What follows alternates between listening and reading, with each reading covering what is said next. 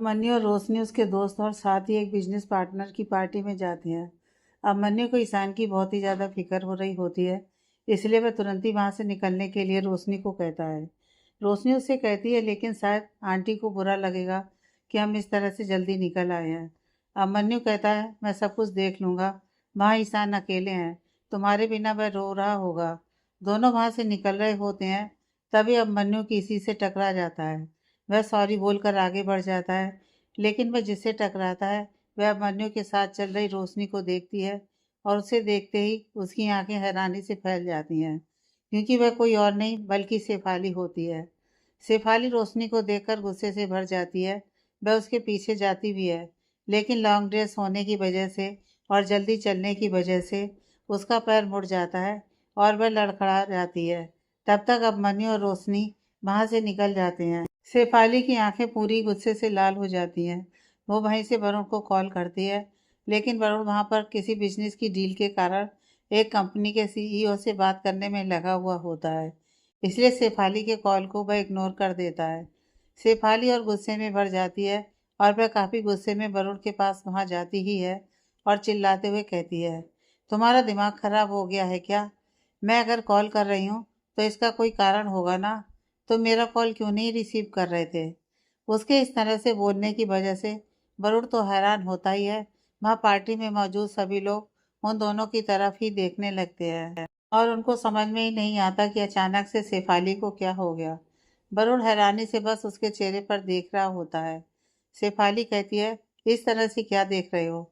मैं तुमसे ही तो बात कर रही हूँ। वरुण अपने आसपास के लोगों को उन दोनों की तरफ देखते हुए देखता है, इसलिए वो उसे इशारे से शांत रहने के लिए कहता है। शेफाली जैसे कुछ सुनने समझने के लिए तैयारी नहीं होती है। वो चिल्लाते हुए कहती है, मुझे क्या शांत कर रहे हो? अपनी हरकत सुधारो, क्योंकि तुम जैसी हरकत करोगे मैं वैसा ही बिहेव करूँगी ना। वरुण को बहुत एम्बेरस फील होने लगता है। वह शेफाली का हाथ पकड़ लेता है और कहता है, क्या हो गया शेफाली, तुम इस तरह से क्यों रिएक्ट कर रही हो? मैं किसी से बात कर रहा था एक डील के लिए, इसलिए मैंने तुम्हारा कॉल रिसीव नहीं किया और तुम इतना ड्रामा कर रही हो। देखो सभी लोग किस तरह से हमारी तरफ देख रहे हैं।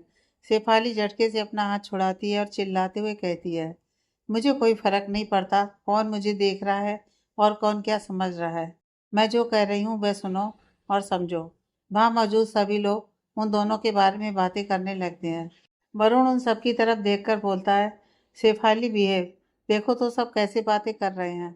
तुम्हें हमारे रिस्पेक्ट की बिल्कुल भी फिक्र नहीं है क्या? तुम यही लोगों की फिक्र करते रहो और मेरी ज़िंदगी की जो खुशियाँ बर्बाद हो गई हैं ना, वैसे ही उजड़ी रहेंगी। तुम्हें पता है अभी मैंने उस रोशनी को यहाँ पर देखा है। शेफाली वरुण को घूरते हुए बोलती है। रोशनी का जिक्र होते ही वरुण की आंखें हैरानी से चौड़ी हो जाती हैं। हाँ मैं सच कह रही हूँ, मैंने उसे यहाँ पर देखा है। वह किसी के साथ इस पार्टी में आई थी। मैं उसके पीछे भी गई, लेकिन मेरा पैर मुड़ गया और वह लोग वहाँ से निकल गए। वरुण मैं कुछ नहीं जानती, मुझे वे चाहिए, मेरा बच्चा चाहिए। शेफाली वरुण के बाजुओं को पकड़कर कहती है। वरुण शेफाली का हाथ पकड़कर आगे बढ़ते हुए बोलता है, चलो हम बाहर चलकर बात करते हैं। शेफाली अपनी जगह पर ही खड़ी रहती है। वरुण उसकी तरफ देखता है तो वो बोलती है, वह इस पार्टी में आई थी, किसी से पूछो, वेरी सिंपल, हम उसे पकड़ लेंगे। वरुण का सब्र भी अब जवाब देने लगता है। वह शेफाली के हाथ को मजबूती से पकड़ता है और लगभग खींचते हुए वहाँ से ले जाता है। वहाँ खड़े लोग अभी भी उन लोगों के बारे में ही बात कर रहे होते हैं। वो दोनों बाहर आते हैं। शेफाली गुस्से से उससे हाथ छुड़ा लेती है और कहती है, मुझे इस तरह से यहाँ लेकर क्यों आए हो? तुम्हारा दिमाग खराब हो गया है। इस तरह से सीन क्रिएट करने की क्या ज़रूरत थी? हर वक्त क्या तुम्हारे दिमाग में यही चलता रहता है? मैं जानता हूँ कि हमारा बच्चा हमसे दूर गया है, इसकी मुझे भी कोई बहुत खुशी नहीं है, लेकिन फिर भी जगह देखकर बात करो। क्या बकवास करने लगती हो? वरुण गुस्से से कहता है। शेफाली उसका कॉलर पकड़कर कहती है, तुम्हें क्या लगता है मैं पागल हो गई हूँ? मैंने किसी और को देख लिया है। मैं सपने में भी उसे नहीं भूल सकती हूँ और अभी तो वह मेरे सामने थी, समझे?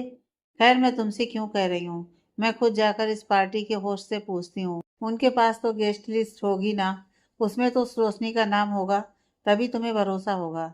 शेफाली वहाँ से जाने लगती है। वरुण उसका हाथ पकड़ लेता है और गुस्से से कहता है, यहाँ पर तुम पहले ही बहुत ड्रामा कर चुकी हो और ड्रामा करने की ज़रूरत नहीं है।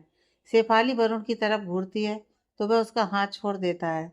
तुम्हें एहसास भी है कि अपने बच्चे के बिना मैं कैसे जी रही हूँ? शेफाली की आवाज़ नरम हो जाती है और उसकी आंखों में आंसू आ जाते हैं। वरुण भी उसके आंसुओं को देखकर शांत हो जाता है और वो उसके गाल पर हाथ रखकर कहता है, मैं नहीं समझूंगा तो कौन समझेगा? तुम इस तरह से मत बोलो। और तुमने उसे देखा है ना? और तुम्हें गेस्ट लिस्ट देखनी है? कोई प्रॉब्लम नहीं है, हम देख लेंगे, लेकिन अभी नहीं। अभी यहाँ पर रहना ठीक नहीं है। चलो चलते हैं फिलहाल यहाँ से।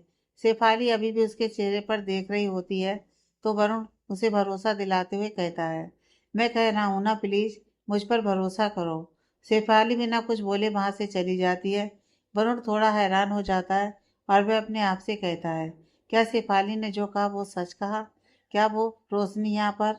नहीं, मैं ये क्या सोच रहा हूँ, ये बहुत बड़ी बिजनेस पार्टी है, यहाँ पर वह क्या करने आएगी? फिलहाल तो मुझे शेफाली को संभालना होगा, इसके बारे में बाद में सोचता हूँ। वरुण भी तुरंत उसके पीछे वहां से जाता है। अब मन्नू और रोशनी घर आ जाते हैं। जब वह लोग हॉल में आते हैं तो इंद्राणी जी ईशान को गोद में लेकर टहल रही होती है। अब मन्नू रोशनी की तरफ देखकर परेशान होते हुए कहता है, देखो मैंने कहा था ना कि वह रो रहा होगा, तुम्हें ढूंढ रहा होगा, तुम्हें भरोसा ही नहीं हो रहा था। आंटी बहुत ज्यादा रोया है क्या वह? इंद्राणी जी अब मन्नू के चेहरे पर देखकर मुस्कुराते हुए कहती हैं, नहीं बाबा, छोटे बाबा बिल्कुल नहीं रोया है, वह बिल्कुल ठीक है। मैं तो बस यूं ही उन्हें लेकर टहल रही थी। ये तो सो रहे हैं आराम से, देखिए। अब मन्नू जब पास में जाकर ईशान को सुकून से सोते हुए देखता है तो उसे भी थोड़ा अच्छा महसूस होता है। इंद्राणी जी मुस्कुराते हुए कहती हैं, वैसे बहुत फिक्र करते हैं आप बाबा की। मैं ये नहीं कहूँगी कि फिक्र मत कीजिए, लेकिन आप अपनी आंटी पर इतना भरोसा तो रख सकते हैं ना? अब मन्नू अपनी नजरें नीचे कर लेता है और अपना सर हाँ में हिला देता है। इंद्राणी जी रोशनी को देखकर कहती हैं, बहू जी आप जाकर कपड़े बदल लीजिए, फिर मैं छोटे बाबा को लाकर दे दूंगी। रोशनी अपना सर हाँ में हिलाकर वहां से जाने लगती है। तभी अब मन्नू कहता है, मम ने डिनर कर लिया? इंद्राणी जी कहती हैं, नहीं, वह मैडम की तबीयत ठीक नहीं थी तो उन्होंने बस सूप पिया और वह सो गई। यह सुनकर अब मन्नू काफी परेशान हो जाता है और इंद्राणी जी कुछ कहने की कोशिश करती हैं। उससे पहले अब मन्नू रितु जी के कमरे में चला जाता है। जब वह वहां जाता है तो कमरे की लाइट ऑन होती है, लेकिन रितु जी सुकून से सो रही होती हैं। मन्नू का एक बार दिल करता है कि वह उनको जगाए, लेकिन फिर वह इस तरह से सोते हुए देखकर वह वहीं पर बैठ जाता है। तभी वह देखता है कि उसकी मॉम के फ़ोन की स्क्रीन ऑन है और उस पर किसी का कॉल आ रहा है। फ़ोन साइलेंट पर होने की वजह से आवाज़ नहीं आ रही होती है। अब मन्नू थोड़ा झुककर देखता है तो रणविजय जी का कॉल होता है और उससे पहले भी उनके 5-6 मिस्ड कॉल होते हैं। अभी अपने आप से कहता है, डैड परेशान हो रहे होंगे मॉम से बात करने के लिए और मॉम तो सो रही हैं। एक काम करता हूँ, मैं ही कॉल रिसीव कर लेता हूँ, वरना कहीं इसकी वजह से फिर से कोई मिसअंडरस्टैंडिंग ना हो जाए। वह अपनी मॉम का फ़ोन वहाँ उनके बेड के साइड टेबल से उठा लेता है और लाइट ऑफ कर देता है और फ़ोन लेकर बाहर आ जाता है। वह कॉल रिसीव करता है और वह कुछ बोलता है उससे पहले ही रणविजय जी कहते हैं, क्या हुआ रितु, तुम मुझसे नाराज हो क्या? मैंने फिर से कुछ गलत कर दिया क्या? वेरी सॉरी अगर मैंने कुछ गलत कर दिया हो तो।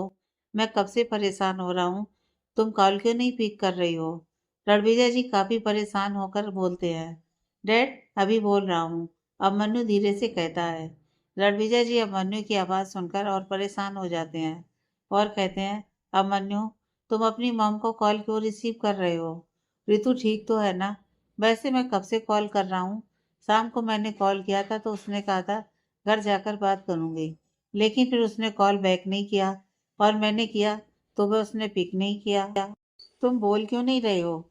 वो ठीक तो है ना? हाँ डैड, मॉम बिल्कुल ठीक है, बस थोड़ी ज़्यादा थक गई थी तो बस सो गई हैं और फ़ोन साइलेंट पर था तो इसलिए मॉम को पता नहीं चला। और मैं अभी पार्टी से आया तो बस वही मॉम से बात करने के लिए गया था तो देखा वो सो रही हैं और आपका कॉल है तो बस इसलिए मैंने रिसीव कर लिया। अभी काफ़ी नॉर्मल होकर कहता है। रणविजय जी गहरी सांस लेते हुए कहते हैं, ओ मैं तो घबरा ही गया था। कोई बात नहीं, तुम अपनी मॉम को आराम करने दो और तुम भी जाओ, जाकर आराम कर लो। अब मन्नू कहता है, ओके डैड, वैसे मुझे तुमसे कुछ ज़रूरी बात भी करनी थी। कोई बात नहीं, बाद में कर लूँगा, तुम जाओ, जाकर रेस्ट करो। रणविजय जी थोड़ी सीरियस आवाज़ में कहते हैं, उनकी ऐसी आवाज़ सुनकर अभी थोड़ा हैरान होता है और कहता है, नहीं डैड, प्लीज़ कहिए ना। अभी वैसे तो तुम बहुत ज़्यादा ही आइडियल सन हो, बहुत अच्छे दोस्त हो, लेकिन मैं चाहता हूँ कि तुम उतने ही अच्छे हस्बैंड और उतने ही अच्छे आइडियल फादर भी बनो। मैंने जो गलती की है, मैं नहीं चाहता कि वह तुम भी करो। रणविजय जी थोड़े सीरियस होकर कहते हैं। अभी का चेहरा उदास हो जाता है। रणविजय जी कहते हैं, तुम मेरी बात सुन रहे हो ना? अभी कहता है, हाँ डैड, मैं सुन रहा हूँ, आप कहिए। अभी लाइफ के कुछ मोमेंट्स वापस कभी नहीं आते और इसलिए मैं चाहता हूँ कि तुम रोशनी का और मेरे ग्रैंडसन का पूरा ध्यान रखो। ज़्यादा से ज़्यादा समय उनके साथ बिताओ। अगर ऑफिस के काम की वजह से कोई प्रॉब्लम हो रही है तो कहो, मैं ऋतु से बात कर लूँगा। वह तुम्हें कम इंगेज करेगी, क्योंकि मैं नहीं चाहता कि जो शिकायतें तुम्हें रही हैं मुझसे, वह तुम्हारे बच्चे को भी हों।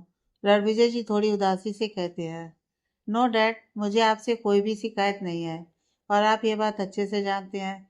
तो प्लीज़ ये सब कुछ मत सोचिए। आप बड़ बेस्ट डैड हैं और मैं ये बात सिर्फ आपको इसलिए नहीं कह रहा हूँ क्योंकि आपको बुरा लग रहा है, बल्कि मैं ये जानता हूँ। तो प्लीज़ आप अपने आप को कुछ भी मत कहिए और आपने जो भी कहा है, मैं इस बात का पूरा ध्यान रखूँगा। मैं अपनी वाइफ और अपने बच्चे के साथ अच्छा सा टाइम स्पेंड करूंगा, ओके? अभी बिना किसी भाव के कहता है। रणविजय जी मुस्कुराते हुए कहते हैं, आई नो कि तुम अपने सारे प्रॉमिस बहुत अच्छे से निभाते हो। चलो अब तुम भी जाओ, रेस्ट करो। Okay, good night. अभी कॉल कट कर देता है। रोशनी जो कि उसके पीछे ही खड़ी होती है, अभी उसकी तरफ देखता है और फिर अपनी नज़रें दूसरी तरफ कर लेता है और अपनी मॉम को फ़ोन ले जाकर उनके रूम में रख देता है। रोशनी भी उन लोगों की बातें सुन लेती है। उसे अब अपने आप से और ज़्यादा चिढ़ होने लगती है। वह अपने आप से कहती है, अंकल को कितनी परवाह है। वह बार बार अभिमन्यु से उस रिश्ते को एक्सेप्ट करने के लिए कह रहे हैं जो रिश्ता उनका है ही नहीं। और अभिमन्यु को कितना गिल्ट हो रहा होगा कि वह अपनी फैमिली से इतना बड़ा सच छुपा रहे हैं। नहीं, अब बस बहुत हो गया। आज तो मुझे मौका नहीं मिला, लेकिन जल्दी मैं सही मौका ढूंढकर सबको सच्चाई बता दूंगी, क्योंकि अब यह सब कुछ आगे बढ़ा तो सभी को बहुत तकलीफ होगी। अभिमन्यु कितना ज़्यादा मेरे बच्चे से जुड़ गए हैं। एक ना एक दिन तो मुझे इस घर से जाना ही है। उस बच्चे को उनसे दूर जाना ही है और ज़्यादा लगाव उन लोगों के लिए तकलीफ की वजह होगा और मैं ऐसा नहीं चाहती कि उन लोगों को मेरी वजह से तकलीफ हो। मैं अभिमन्यु को किसी तरह की कोई तकलीफ नहीं होने देना चाहती। रणविजय जी से बात करने के बाद अभिमन्यु थोड़ा परेशान हो जाता है। उसे अब बुरा लगने लगता है और वो इस बात को समझ जाता है कि उसका झूठ अब बहुत ही ज़्यादा गहरा होता जा रहा है। अब उसके पेरेंट्स रोशनी और उसके बच्चे से बहुत ही ज़्यादा जुड़ चुके हैं। जब उन्हें सच्चाई का पता चलेगा तो उन्हें कितना बुरा लगेगा। तभी उसका दिल जैसे कहता है कि किसी की मदद करने के लिए अगर थोड़ा झूठ बोला जाए तो वह गलत नहीं है। लेकिन उसका दिमाग उसे कहता है, लेकिन इस झूठ को तब तक ही रहने देना चाहिए जब तक कि वह किसी की भावनाओं से ना जुड़ा हो। अब उसके पेरेंट्स उस बच्चे के साथ जुड़ गए हैं। उसकी माँ, जिसने रोशनी और उस बच्चे की तरफ देखा तक नहीं था, अब अपने बेटे की खुशी के कारण अपनी पूरी फैमिली की अच्छाई के लिए वह उस बच्चे के साथ लगाव बढ़ा रही हैं। वह रोशनी को भी एक्सेप्ट करने की कोशिश कर रही हैं, लेकिन जब उनके सामने सच्चाई आएगी तो उन्हें कितना हर्ट होगा। सबसे ज़्यादा तकलीफ उन्हें इस बात की होगी कि मैंने उनसे इतनी बड़ी बात छुपाई। उनका बेटा उनसे इतना बड़ा झूठ कैसे कह सकता है। अभी इसी कश्मकश में अपने टेरिस पर इधर से उधर घूम रहा होता है। उसे कुछ समझ में नहीं आता कि वह क्या करे। कुछ देर वह यही सब सोचता है, फिर वह समीर को कॉल करता है और जो भी इस समय उसके दिमाग में बातें चल रही होती हैं वह सब उसके साथ शेयर करता है। समीर भी उसकी बातों को समझते हुए कहता है, वैसे तेरा सोचना बिल्कुल जायज़ है। अंकल आंटी को अब कुछ ज़्यादा ही उन लोगों से लगाव हो गया है, जो कि बिल्कुल भी ठीक नहीं है, क्योंकि मुश्किल से कुछ दिनों के लिए वह लोग यहाँ पर हैं और इस तरह से अगर उनके सामने सच्चाई अचानक आएगी तो तुझे संभालना बहुत मुश्किल हो जाएगा। हाँ, तो मैं भी तो यही सोच रहा हूँ, क्या करूँ, कुछ समझ में नहीं आ रहा। अभी परेशान होकर बोलता है। समीर कहता है, मेरी बात मान तो तू रोशनी से बात कर और उसे सब कुछ समझा दे कि अब तू और झूठ उसके लिए नहीं बोल सकता। और तू आंटी से बात कर। मुझे उम्मीद है कि अब जिस तरह वह रोशनी और बच्चे के साथ अपनापन महसूस कर रही हैं, जैसा तू कह रहा है, तो शायद वह उसकी मदद के लिए तैयार हो जाए। अभी को कुछ समझ में नहीं आता कि वह क्या कहे। देख अभी, तुझे कोई ना कोई स्टेप तो लेना ही होगा, क्योंकि बात अब उलझ रही है और तुझे पता है आंटी मुझे मिली थी ऑफिस में कल। उन्होंने मुझसे कहा कि वह सोच रही हैं कि अंकल जैसे ही वापस आ जाए वैसे ही वो तुम्हारी शादी और बच्चे के बारे में अनाउंस करके एक अच्छी सी पार्टी लोगों को दें। यहाँ तक कि उन्होंने मेरे सामने ही अंकल से बात भी की थी। तो अंकल ने कहा कि वह बिल्कुल ठीक सोच रही हैं और वो ऐसा करें, वो जल्दी ही कुछ दिनों के लिए आ जाएंगे। समीर की बातें सुनकर रवि और परेशान हो जाता है। अब तू सोच, अगर ऐसा कुछ हुआ और फिर सच्चाई सामने आई तो ये ठीक नहीं होगा ना। तू रोशनी से बात कर और अब सारी बातें क्लियर कर दे, क्योंकि अब सही समय आ गया है। समीर आगे उसे समझाते हुए बोलता है। अभी कुछ सोचकर कहता है, ठीक है, मैं रोशनी से बात करके मॉम को जितनी जल्दी हो सके सारी बातें बता देता हूँ। समीर कहता है, ठीक है, परेशान मत हो, सब कुछ ठीक हो जाएगा। अभी बिना कुछ कहे कॉल कट कर देता है और वहीं पर थोड़ी देर और बैठा रहता है। वरुण शेफाली को किसी तरह से समझा बुझाकर पार्टी से तो वापस ले आता है, लेकिन शेफाली बिल्कुल भी शांत नहीं होती है। वह बार बार वरुण से कह रही होती है, तुम पता करो ना, मैंने देखा है उसे, वो ही थी वहां पर। वरुण कहता है, तुम परेशान मत हो, मैंने वहां की सीसीटीवी फुटेज मंगाई है, हम देख लेंगे कि वो वहां पर थी या नहीं, लेकिन उसे आने में तो समय लगेगा ना। तुम एक काम करो ना, गेस्ट लिस्ट मंगवा लो, वह देख लो। शेफाली काफी बेचैन होकर बोलती है, अभी हम कैसे ये कर सकते हैं? मैं इस वक्त कैसे गेस्ट लिस्ट मंगा सकता हूँ? कल सुबह तक हमें वेट करना होगा। तुम अभी आराम करो, इतना टेंशन मत लो। डॉक्टर ने तुम्हें रेस्ट के लिए कहा है। वरुण प्यार से उसके गाल पर हाथ रखकर कहता है, मैंने कह दिया ना, मुझे कोई रेस्ट करने की ज़रूरत नहीं है, मैं बिल्कुल ठीक हूँ। और अब उस रोशनी को देखने के बाद तो मैं और ज़्यादा ठीक हो गई हूँ। मुझे अब जल्द से जल्द मेरा बच्चा चाहिए। शेफाली अपने गाल पर से उसका हाथ हटाकर बिल्कुल अपने पुराने अंदाज में कहती है। उसकी आंखों में गुस्सा और एक अलग तरह की ही चमक होती है। वरुण को शेफाली को इस तरह देखकर अच्छा भी लग रहा होता है, लेकिन वह उसके लिए परेशान भी हो रहा होता है कि अगर वो रोशनी नहीं हुई जिसे शेफाली ने देखा है तो वो कैसे उसको संभालेगा। कुछ देर बाद अभिमन्यु रोशनी से बात करने के लिए कमरे के पास आता है। कमरे का दरवाजा बंद होता है, लेकिन कमरे की लाइट ऑन होती है। अभी पहले नॉक करने के लिए अपना हाथ आगे बढ़ाता है, लेकिन फिर वह ये सोचकर रुक जाता है कि अगर ईशान सो रहा होगा और उसके नॉक करने की वजह से वह जाग गया, तो इसलिए वह धीरे से कमरे का दरवाजा खोलता है। उसकी नज़र सीधे बेड पर बैठी रोशनी, जिसने बेड के पीछे से टिकाए हुए होता है, उस पर जाती है, जो कि अपनी किताबें देखते देखते ही सो गई है। उसके अगल बगल में भी कुछ किताबें बिखरी हुई होती हैं और उसका बच्चा एक तरफ सोया होता है और उसकी दूसरी तरफ रोशनी होती है और एक तरफ उसने तकियों को लगाया हुआ होता है। अभी उसके चेहरे पर देखता है और अपने मन में कहता है, अजीब ही पागल है, इतना क्या पढ़ना है कि अपना बिल्कुल भी ध्यान नहीं रख रही है। कैसे पूरी किताबें फैली हुई हैं और पढ़ते पढ़ते ही सो गई। पूरा दिन तो होता है पढ़ने के लिए, फिर इस वक्त ही क्यों पढ़ना है इसे। वह आराम से उसके पास जाता है और पहले उसके चेहरे से किताब हटाता है और कुछ देर के लिए उसकी मासूम से चेहरे को ही देखते रहता है। और उसके सामने वह पल आने लगता है जब वह रोते हुए उससे अपने बच्चे को ठीक करने के लिए कह रही थी। अभी तुरंत अपनी आंखें बंद कर लेता है और उसकी तरफ से अपना चेहरा हटा लेता है और फिर सारी किताबों को समेटकर वह वहीं टेबल पर डाल देता है।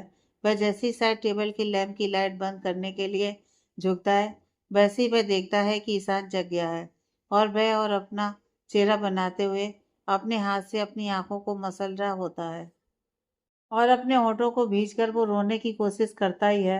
तो अभी उसके सर को प्यार से सहलाने लगता है, तो वह उसके चेहरे पर देखने लगता है, लेकिन फिर थोड़ी देर बाद ही वैसे ही रोने जैसा मुंह बना लेता है। अभी उसको अपनी गोद में उठा लेता है और लेकर बाहर चला जाता है। कमरे से निकलने से पहले वो ना तो लाइट ऑफ करता है और ना ही निकलने के बाद दरवाजा बंद करता है। वो बच्चे को गोद में लेकर टेरेस पर चला जाता है, लेकिन अगले ही पल उसे महसूस होता है कि यहाँ ठंड है, जो कि उसके लिए ठीक नहीं है, और उसे लेकर हॉल में ही टहलने लगता है। अभी की गोद में आकर और इस तरह से इधर उधर घूमने पर उसके चेहरे पर बहुत अच्छी मुस्कुराहट होती है। अभी जब उसके चेहरे को देखता है तो कहता है, अभी तो तुम बड़े मज़े से सो रहे थे और सोते सोते रोने की कोशिश भी कर रहे थे, लेकिन अब मैं तुम्हें लेकर टहल रहा हूँ तो तुम्हें बहुत अच्छा लग रहा है। बहुत बड़े वाले नाटकबाज हो। अब समझ आया कि तुम्हारी माँ बेचारी तुम्हारे सोने के बाद क्यों पढ़ रही थी। अब जब तक तुम जगे हुए रहते हो तब तक तो वह तुम्हारे में ही लगी हुई रहती है। क्यों? सच है ना, बोलो। वो अपनी बहुओं को उठाकर इशारा करता है। अभी जब भी उससे बात करता है तो वह बस उसके चेहरे को देखकर उसकी बातें को सुनता रहता है। ओह, अब इनोसेंट बनने की कोशिश कर रहे हो। कोई बात नहीं, मैं तुम्हारा सीक्रेट किसी को नहीं बताऊंगा, तुम्हारी मम्मा को भी नहीं, समझे? अभी मुस्कुराकर कहता है। रोशनी सो रही होती है और वह बहुत ही खूबसूरत सपना देख रही होती है कि वह अपने बच्चे के साथ बहुत ही ज़्यादा खुश है। वह लोग एक बहुत ही सुंदर से और छोटे से घर में है। पूरे घर में ढेर सारे खिलौने फैले हुए हैं। रोशनी नीचे फर्श पर बैठी है और उसका बच्चा भी उसकी गोद में है। वह उसे देखकर बातें कर रही है। तभी वहां पर अभी आ जाता है और मुस्कुराते हुए कहता है, ओ तो तुम अकेले अकेले लिटिल मास्टर के साथ खेल रही हो? रोशनी मुस्कुराते हुए कहती है, हाँ तो अब आप बिजी हैं तो मैं क्या करूं? क्यों ईशु? वो ईशान के गाल को छूकर कहती है, मैं कोई बिजी नहीं हूँ, मेरे लिटिल मास्टर को मुझे दो ना, थोड़ा मैं भी तो खेलूंगा। वो अपने हाथ को आगे बढ़ाते हुए बोलता है। रोशनी मुस्कुराते हुए जैसे ही ईशान को अभी की गोद में दे रही होती है, वैसे ही वहां पर वरुण और शेफाली आ जाते हैं। वरुण के हाथ में एक चाकू होता है जिसे वह अभी के गले पर मार देता है और उसके गले से खून की धारा बहने लगती है और अभी वहीं पर गिर जाता है। रोशनी एक बार तेज आवाज में चीखती है। शेफाली बच्चे को उसके हाथ से छीन लेती है। वरुण और शेफाली तेज तेज हंसते हुए वहां से चले जाते हैं। रोशनी कभी वहां खून से लथपथ पड़े हुए अभी की तरफ देखती है तो कभी उस दरवाजे से उसके बच्चे को ले जाते वरुण और शेफाली को। रोशनी की आंखें अचानक से खुल जाती हैं। वह पूरी तरह पसीने से तरबतर होती है। वह गहरी गहरी सांस ले रही होती है। वह अपने चेहरे पर हाथ रखती है और जैसे ही अपनी बगल में देखती है तो उसका बच्चा वहां पर नहीं होता। तुरंत उसके मन में उसने जो सपना देखा था वह आने लगता है। वह आसपास देखने लगती है। उसके हाथ पैर कांपने लगते हैं। वह बिस्तर से उतरने की कोशिश करती है, लेकिन जैसे उसका शरीर वही बिस्तर पर जम गया हो, बस तेज तेज सांस लेने लगती है और उसके साथ बोल भी रही होती है, मेरा बच्चा, मेरे बच्चे को लेकर, वह मेरे बच्चे, मुझे मेरा बच्चा लौटा दो प्लीज, मुझे मेरा बच्चा लौटा दो। अभी मुस्कुराते हुए ईशान को अपनी गोद में लेकर आ रहा होता है। तभी वह रोशनी की इस तरह से आवाज सुनता है तो वह घबराते हुए तुरंत कमरे के अंदर जाता है। वह देखता है रोशनी पूरी तरह से पसीने में भीगी हुई गहरी गहरी सांसें ले रही है और उसका शरीर भी पूरा कांप रहा है और वो तेज तेज आवाज में वो सब बोल रही है। अभी तुरंत उसके पास जाता है और बच्चे को बिस्तर पर लिटा देता है। रोशनी के पास बैठकर कहता है, रोशनी क्या हुआ? कोई बुरा सपना देखा क्या? रोशनी कुछ बोलो तो। रोशनी जैसे उसकी कोई बात नहीं सुन रही होती है। वह अभी भी वही सारी बातें दोहराई जा रही होती है। अभी उसके दोनों बाजुओं को पकड़कर झकझोरते हुए कहता है, रोशनी क्या हो गया? क्या बोले जा रही हो? होश में आओ, सब ठीक है। देखो तो। रोशनी जब अभी को देखती है तो उसकी आंखों से आंसू बहने लगते हैं और उसने जो सपने में उसका गला काटते हुए और खून बहते हुए देखा था वह उसकी आंखों के सामने आने लगता है। वो दरवाजे की तरफ इशारा करते हुए कांपते हुए होठों से कहती है, सब खत्म हो गया। वह ले गए मेरे बच्चे को। उसने मेरे बच्चे को मुझसे अलग कर दिया। उसने कहा था वह अलग कर देगा। उसने अलग कर दिया। अब मन्नू यह सब सुनकर बहुत ज्यादा हैरान हो जाता है और वह कहता है, कौन लेकर गया तुम्हारे बच्चे को? कोई नहीं लेकर गया। देखो तो, यही है वो, तुम्हारे पास, देखो तो। वह दूसरी तरफ उसके बच्चे को दिखाता है तो वह वापस से अभी के चेहरे पर देखने लगती है। अभी अपनी पलकें झपकाता है। रोशनी अभी भी रोते हुए उसकी तरफ देख रही होती है। अभी ईशान को गोद में उठा लेता है और रोशनी की तरफ बढ़ाते हुए कहता है, हाँ उसे तुम गोद में ले लो, वो तुम्हारे पास ही है, वो तुम्हारा ही है, देखो तो। रोशनी उसे गोद में ले लेती है और फिर अपने सीने से लगा लेती है और तुरंत उसके सिर को चूमती है और वापस से उसको सीने से लगाकर बड़बड़ाने लगती है, नहीं, मैं अपने बच्चे को किसी को नहीं दूंगी, ये सिर्फ मेरा है, मेरा है। अभी चुपचाप बेड की साइड में खड़ा होकर रोशनी को देख रहा होता है। वो उसको कुछ देर शांत होकर सब कुछ समझने के लिए छोड़ देता है। रोशनी ईशान को गले लगाए बस बड़बड़ाए जा रही होती है और उसकी आंखों से आंसू भी बह रहे होते हैं। अभी को जब उसे ऐसे देखकर ठीक नहीं लगता तो वो धीरे से पूछता है, क्या हो गया था? तुमने कुछ बुरा सपना देखा था क्या? रोशनी अभी के चेहरे पर देखने लगती है और वापस से उसके जहन में वही सपना आने लगता है। वो अभी की आंखों में आंखें डालते हुए अपना सर हाँ में हिला देती है। कोई बात नहीं, ये सब होता है, घबराओ मत। पानी पियोगी? अभी नॉर्मल होकर बोलता है ताकि रोशनी भी थोड़ा अच्छा महसूस करे। रोशनी कुछ भी नहीं बोलती है। अभी अपने सर पर हाथ मारते हुए कहता है, मैं भी क्या पूछ रहा हूँ, पानी तो चाहिए होगा। रुको मैं लाता हूँ। वह तुरंत वहाँ टेबल पर रखे जग से गिलास में पानी डालकर रोशनी को लाकर देता है।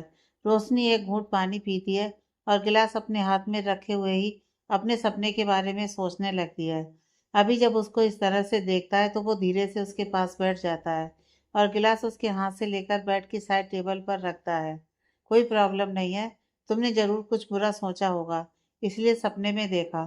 कोई घबराने की बात नहीं है, आराम से सो जाओ, तुम्हारा बच्चा यही है। वो मैं कमरे में आया था, लाइट ऑन थी, तो मैंने देखा लिटिल मास्टर जग गया है, तो इसलिए मैं उसे बाहर लेकर चला गया और तुम इतनी ज़्यादा घबरा गई। रोशनी फिर बिना कुछ कहे अभी की तरफ देखने लगती है। हाँ, कुछ नहीं होगा, तुम घर में हो, ठीक हो, समझी।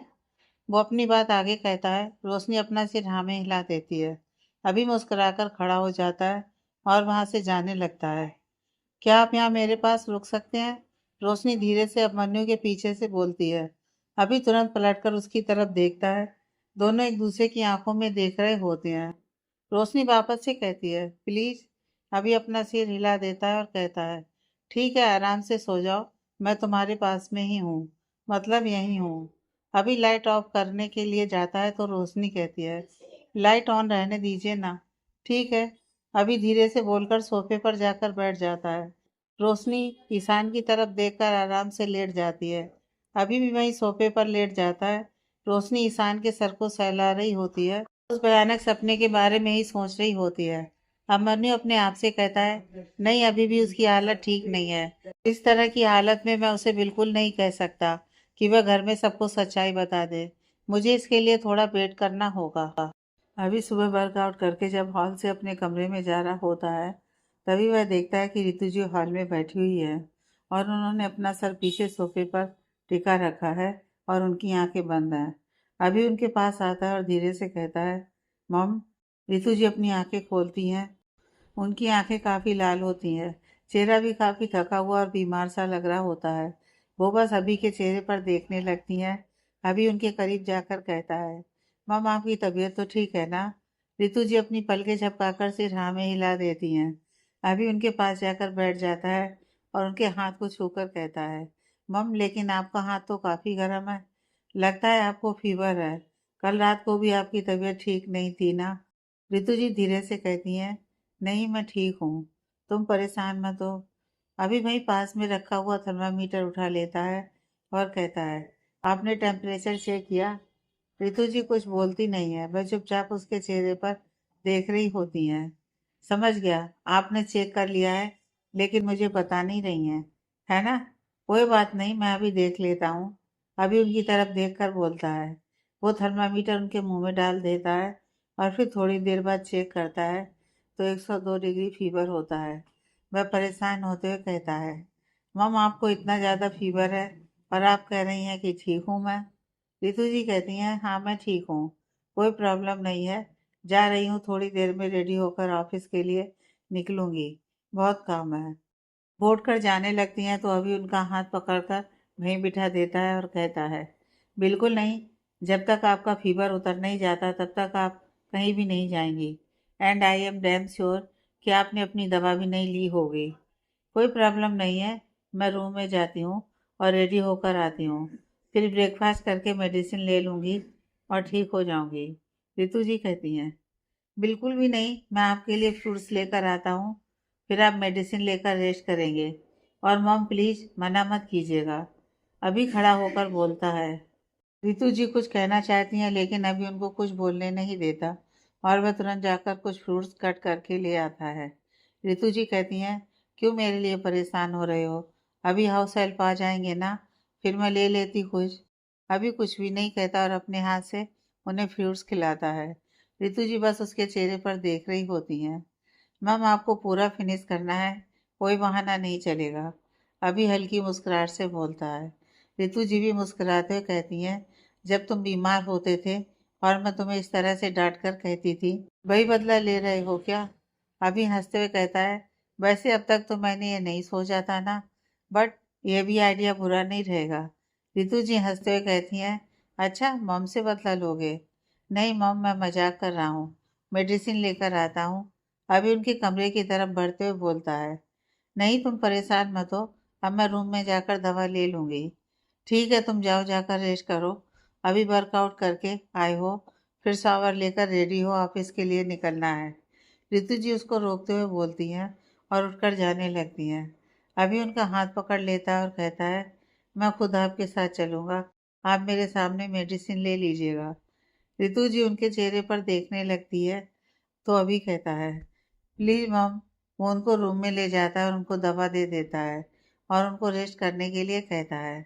अभी ऑफिस का बहुत काम है, समझो, जिद मत करो।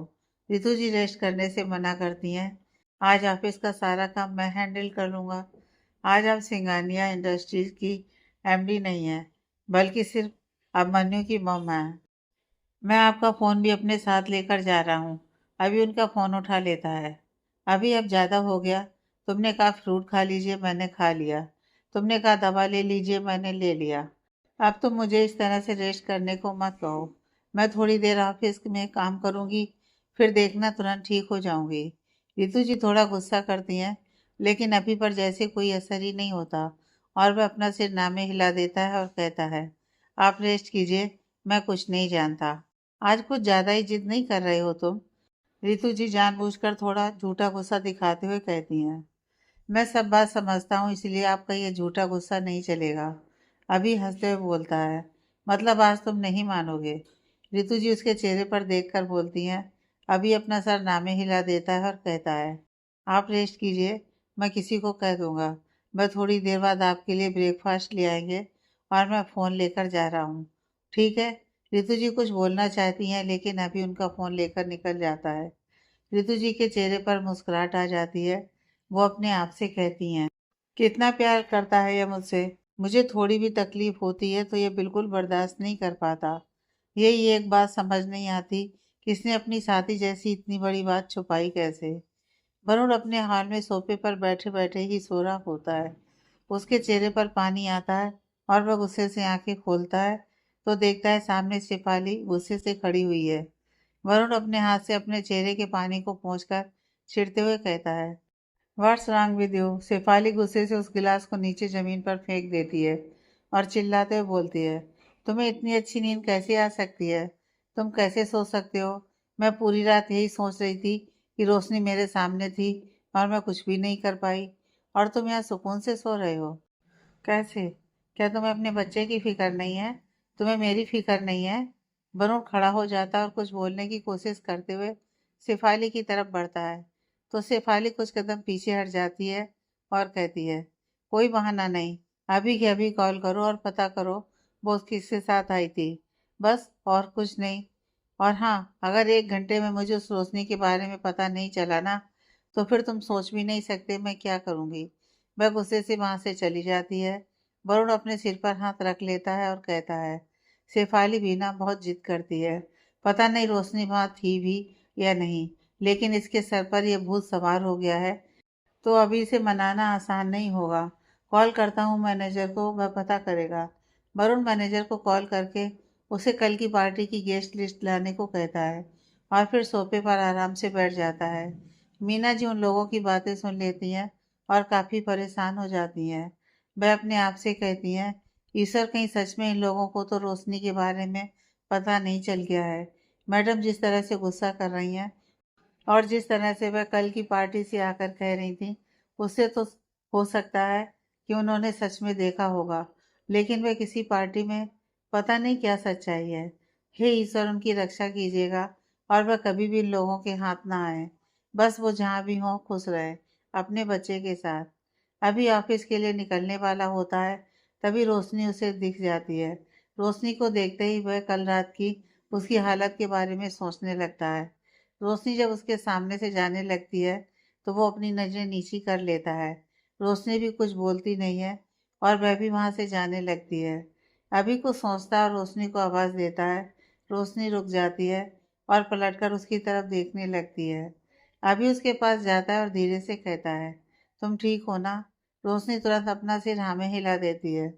अभी कहता है, तुम टेंशन मत लो, तुम यहाँ पर सेफ हो, कोई तुम्हें तुम्हारे बच्चे से दूर नहीं करेगा। तभी रोशनी के दिमाग में वह सपना आने लगता है जिसमें वरुण ने अभी पर हमला किया था।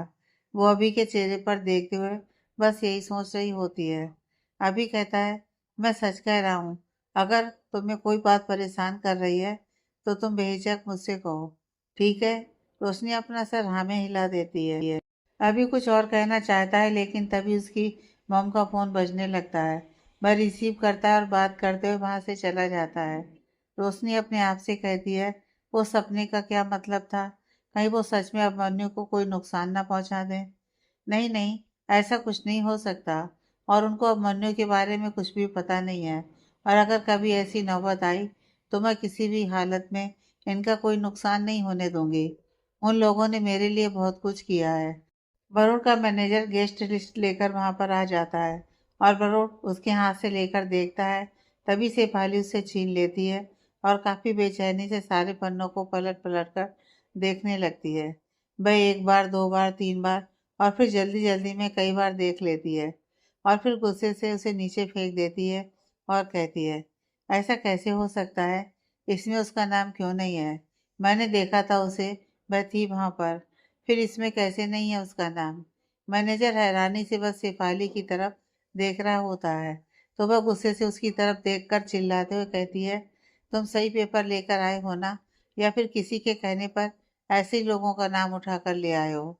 वह मैनेजर घबराते हुए वरुण की तरफ देखने लगता है तो वरुण इशारे में उसे जाने के लिए कहता है।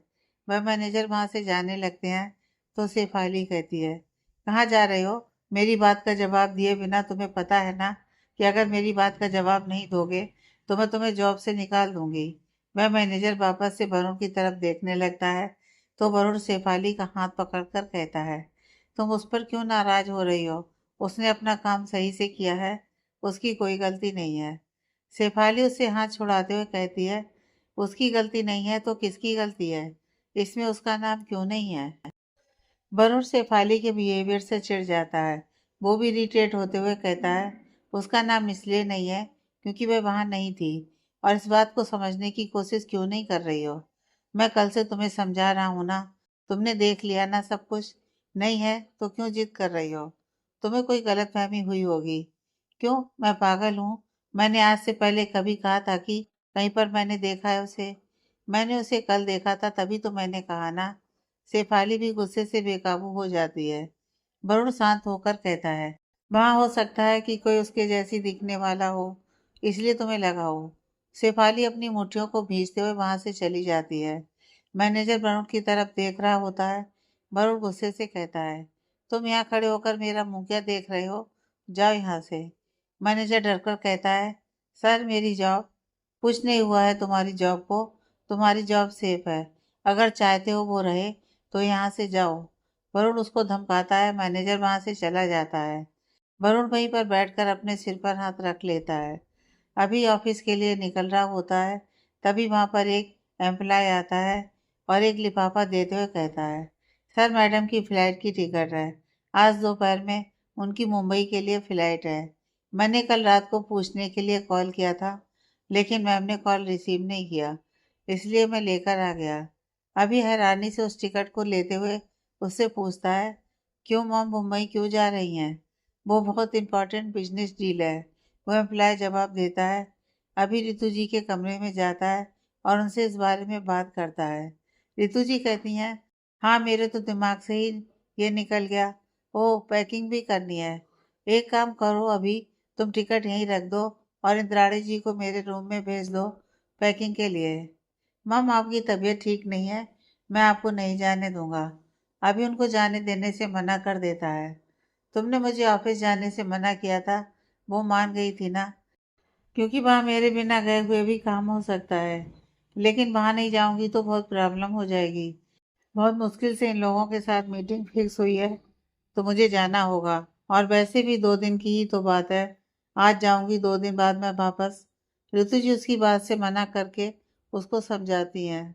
अभी कुछ सोचता है फिर कहता है, हमारी कंपनी से किसी का जाना जरूरी है ना, तो किसी और को भेज दीजिए। आप क्यों जा रही हैं? नहीं, हम किसी और को नहीं भेज सकते हैं अभी। प्लीज बात को समझने की कोशिश करो। और मैं इतनी भी कोई बीमार नहीं हूँ, मैं ठीक हूँ। रितु जी अभी को समझाने की कोशिश करती हैं। हमारी कंपनी से आपका जाना जरूरी है ना, तो मैं चला जाता हूँ। मैं भी तो कंपनी का सीईओ हूँ और बाकी जो भी बात होगी मैं आपके साथ डिस्कस कर लूँगा वहाँ जाकर। अभी तुरंत बोलता है। रितु जी कहती हैं, लेकिन मम मैं जा रहा हूँ और यही बात फाइनल है। अभी जैसे उनकी कोई बात न सुनने का ऐलान कर देता है। अभी आज सुबह से तुम कुछ ज्यादा जिद नहीं कर रहे हो। रितु जी उसको डांटती है। हाँ, हो सकता है कि मैं जिद कर रहा हूँ, लेकिन आपको मेरी बात माननी होगी। अभी अपने फोन में कुछ टाइप करते हुए एक बार उनकी तरफ देखकर बोलता है। रितु जी कहती हैं, ठीक है, अब जिद कर रहे हो तो मैं क्या कर सकती हूँ। ओके मम, तो मैं जाकर पैकिंग कर लेता हूँ और फिर निकलता हूँ। अभी उनकी तरफ देखकर बोलता है। रितु जी अपना सिर हाँ में हिला देती हैं। अभी वहां से निकल जाता है। अभिमन्यु अपनी पैकिंग कर रहा होता है। तभी वहां पर रोशनी आ जाती है और कहती है, वो ऑफिस से कोई आया है।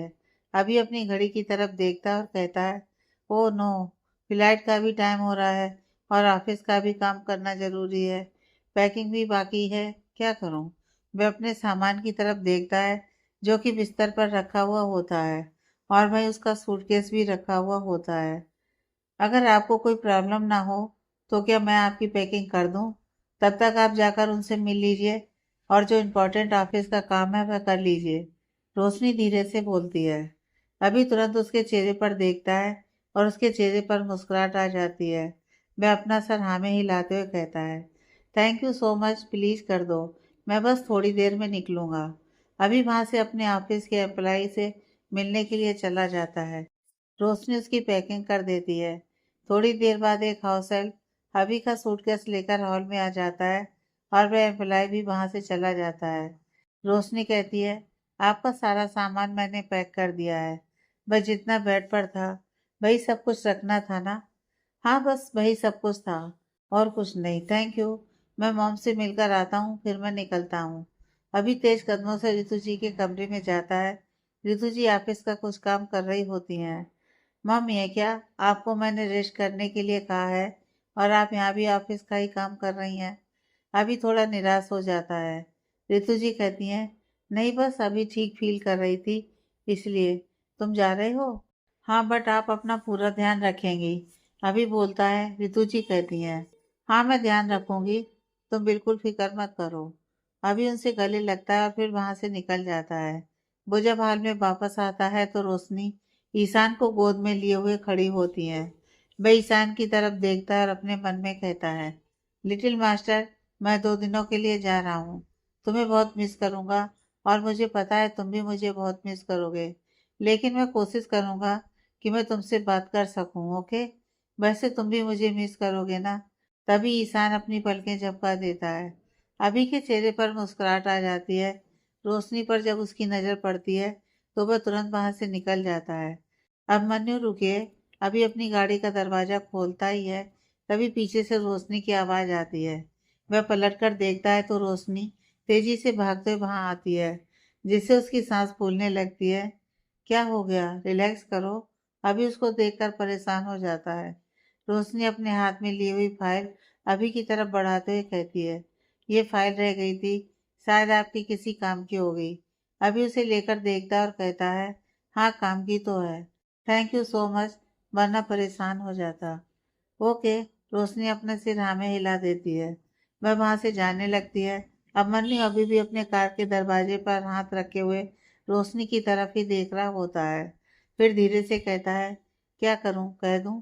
हाँ, एक बार बोल देता हूँ, लेकिन अगर कुछ गलत समझ लिया तो? नहीं नहीं, मैं बता दूंगा और बोल देता हूँ, वरना वह चली जाएगी। तभी रोशनी पलटकर उसकी तरफ देखती है। अभी कहता है, रुको, वह मुझे कुछ बात करनी है। रोशनी उसकी तरफ आने के लिए बढ़ती है। अभी भी 2 कदम आगे लेता है और हिचकिचाहट से कहता है, बात यह है कि मैं 2 दिनों के लिए जा रहा हूँ और मॉम की तबीयत भी ठीक नहीं है और वह किसी की सुनती नहीं है। तो क्या तुम मॉम का ध्यान रखोगी? तो इसमें मना करने की क्या बात है? मैं बिल्कुल आंटी का ध्यान रखूंगी। आप आराम से अपना काम करो। ओके, रोशनी हल्की मुस्कुराकर कहती है। थैंक यू, अभी तुरंत बोलता है। उसके चेहरे को देखकर रोशनी समझ जाती है जैसे वह कुछ और ही कहना चाह रहा है। रोशनी कहती है, आप हिचकिचाइए मत, बताइए, एक दोस्त होने के नाते मुझसे खुलकर अपनी बात तो आप कह सकते हैं। मैंने तुम्हें ये कहा तो तुम्हें बुरा तो नहीं लगा ना? मतलब मैं नहीं हूँगा घर पर इसलिए मैंने ऐसा कहा। अभी फिर से संकोच करते हुए कहता है। रोशनी इस बात से हंसने लगती है और कहती है, इसमें इतना सोचने की कोई ज़रूरत नहीं है। वैसे आप अगर यही बात करते रहेंगे तो आपको मुझसे ये सब कुछ कहने की ज़रूरत नहीं पड़ेगी। अभी उसके चेहरे पर देखने लगता है तो रोशनी घड़ी की तरफ इशारा करती है। आपकी फ्लाइट का टाइम हो गया है। अभी की आंखें तुरंत चौड़ी हो जाती हैं और वह कहता है, ओके बाय, मैं निकलता हूँ। वह जाकर तुरंत अपनी गाड़ी में बैठ जाता है। रोशनी के चेहरे पर अभी भी मुस्कुराहट होती है। वह वहाँ से चला जाता है। रोशनी घर के अंदर आ जाती है और वह ईशान को लेकर कमरे में चली जाती है। ईशान को वह बिस्तर पर लेटा देती है और कमरे को ठीक करने लगती है। तभी आईने में वह अपना चेहरा देखती है। उसके चेहरे पर मुस्कुराहट होती है, जो कि वह अभी की बातों को याद करके ही मुस्कुरा रही होती है। वह अपना चेहरा आईने में एकटक देखने लगती है। तभी उसका दिल उसे जैसे कह रहा होता है, यह मुस्कुराहट तुम्हारे चेहरे पर बहुत ही अच्छी लग रही है। हाँ तो क्यों नहीं लगेगी? आखिर जो ये चाहती थी, हक, अपनापन, अपनों का साथ, वह मन्नू के रूप में जो उसे मिल रहा है। रोशनी का दिमाग जैसे उसे ये बात कहता है, रोशनी के चेहरे की मुस्कुराहट तुरंत गायब हो जाती है। नहीं, ऐसा कुछ भी नहीं है। मैं ऐसा कुछ भी नहीं सोच रही हूँ। और मेरे और अभिमन्यु का रिश्ता सिर्फ एक दोस्ती का रिश्ता है और कुछ भी नहीं है। रोशनी तुरंत बोलती है, हाँ ये बात अपने दिल को बहलाने के लिए अच्छा है, लेकिन दिमाग से झूठ नहीं बोल सकती। तुम्हें भी ये झूठ का रिश्ता, ये झूठ का अपनापन, जो कि अभिमन्यु सिर्फ तुम पर तरस खाकर कर रहा है, और ये तुम्हें बहुत ही ज़्यादा अच्छा लग रहा है। आखिर तुमने यही सब कुछ तो अरमान सजाए थे ना, लेकिन ये सब झूठ की बेस पर बना है। उसका दिमाग जैसे उसकी पुरानी बातों को काटता है। रोशनी अपने दोनों कानों पर हाथ रख लेती है और कहती है, नहीं नहीं, ऐसा कुछ भी नहीं है। अभिमन्यु के वापस आते ही मैं सारी सच्चाई बता दूंगी और मैं चली जाऊंगी यहाँ से। ऐसा कुछ नहीं है। रोशनी का दिल और दिमाग जैसे आपस में जंग कर रहे होते हैं। रितु जी को अच्छा महसूस होने लगता है तो वह जाकर हॉल में बैठ जाती हैं और वह रणविजय जी से फ़ोन पर बात कर रही होती हैं।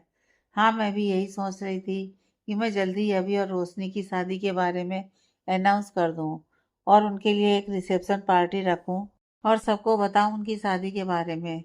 रितु जी कहती हैं, हाँ ये इस बारे में तुमने पहले भी बात की थी ना।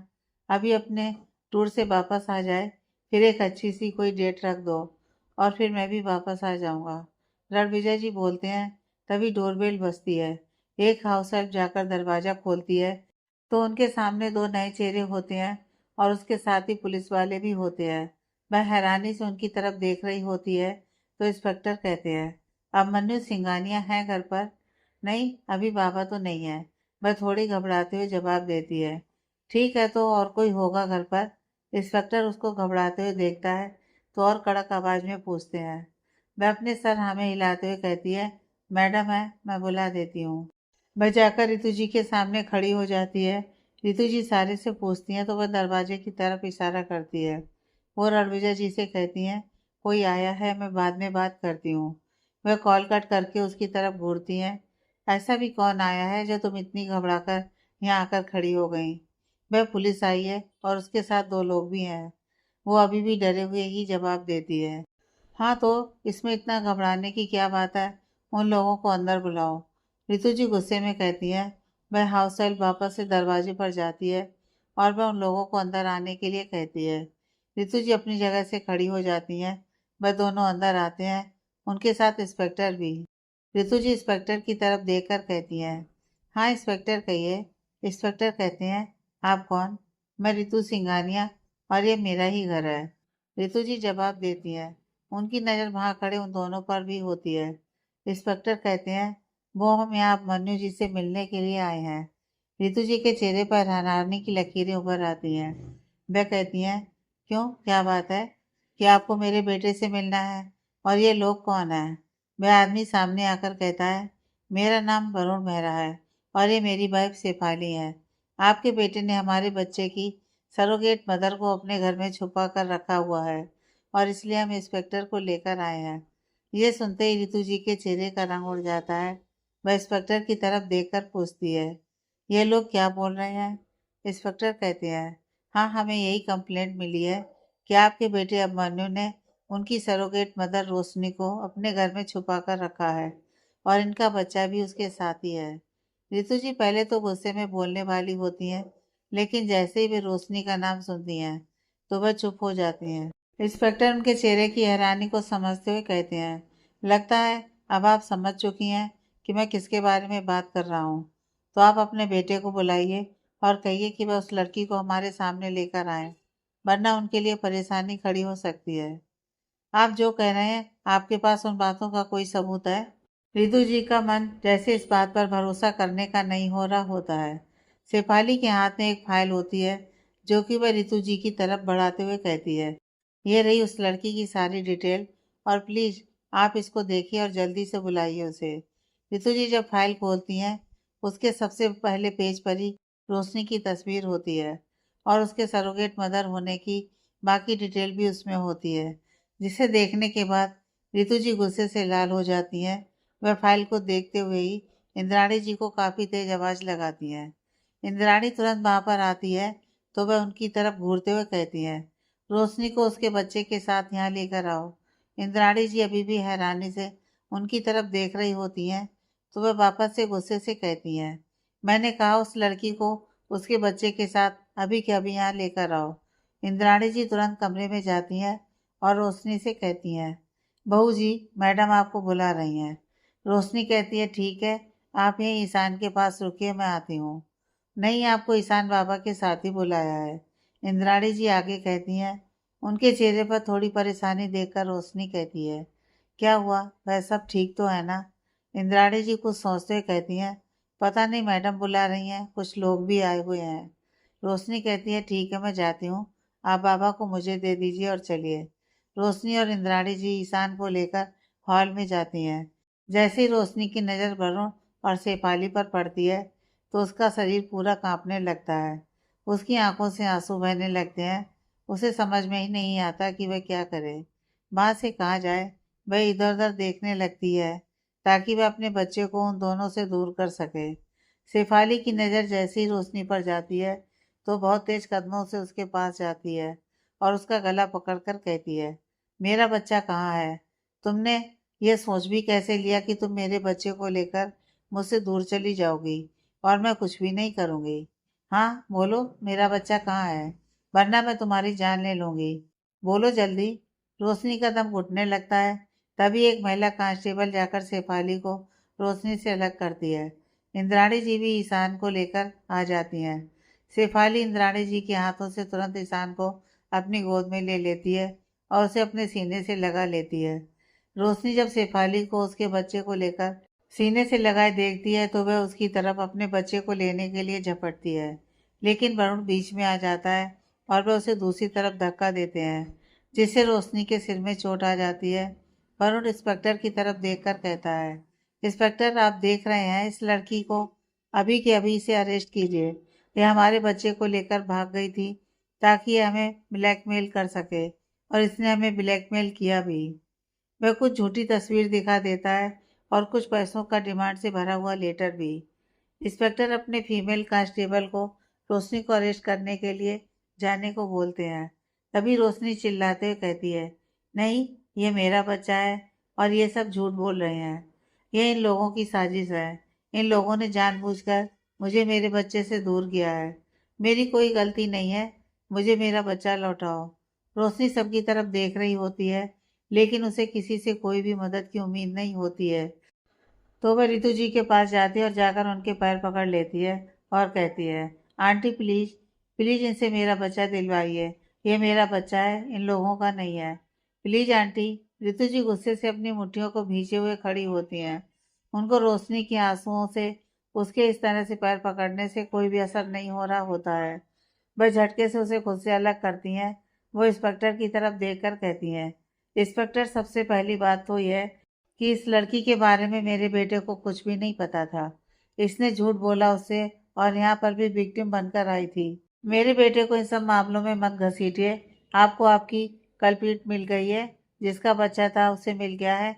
बाकी इन लोगों को सुलझाने दीजिए। सिंघानिया फैमिली का कहीं से कोई भी नाम नहीं आना चाहिए। इंस्पेक्टर वरुण और शेफाली की तरफ देखने लगते हैं। रितु जी कहती हैं, मैं आप लोगों से भी यही बात कहूँगी। जब इसने आप लोगों के साथ चीट किया तो मेरा बेटा बहुत भोला है। वह लोगों को तकलीफ में नहीं देख पाता है और इसके पास तो छोटा सा बच्चा भी था। ज़रूर इसने कोई कहानी सुना दी होगी, इसलिए उसने इसकी मदद की। प्लीज़ आप इस बात को समझिए और मैं बिल्कुल सच कह रही हूँ। हमें इस लड़की की सच्चाई के बारे में कुछ भी नहीं पता था, वरना हम कभी भी इसे अपने घर में नहीं रखते। वरुण कुछ सोचता है और फिर कहता है, इंस्पेक्टर, हम इनकी बात से सहमत हैं और हमने जो भी अभिमन्यु सिंघानिया के बारे में कहा है वह रिपोर्ट हम वापस लेते हैं। हो सकता है कि इसने ही कोई चाल चली होगी, क्योंकि ये कैसी है हम इस बारे में जानते हैं। ये किसी को भी अपनी बातों में उलझा सकती है। इंस्पेक्टर कहते हैं, ठीक है, हम उनको शामिल नहीं करेंगे इन सब में। वे अपनी फीमेल कांस्टेबल को रोशनी को अरेस्ट के लिए वापस कह देते हैं और रोशनी को हथकड़ी लगा देते हैं। रोशनी रोते हुए बार बार अपने बच्चे के लिए विनती कर रही होती है। वरुण और शेफाली ईशान को अपने साथ लेकर चले जाते हैं और इंस्पेक्टर रोशनी को। ऋतु जी गुस्से से अपने सिर पर हाथ रखकर वहीं सोफे पर बैठ जाती हैं। Next part.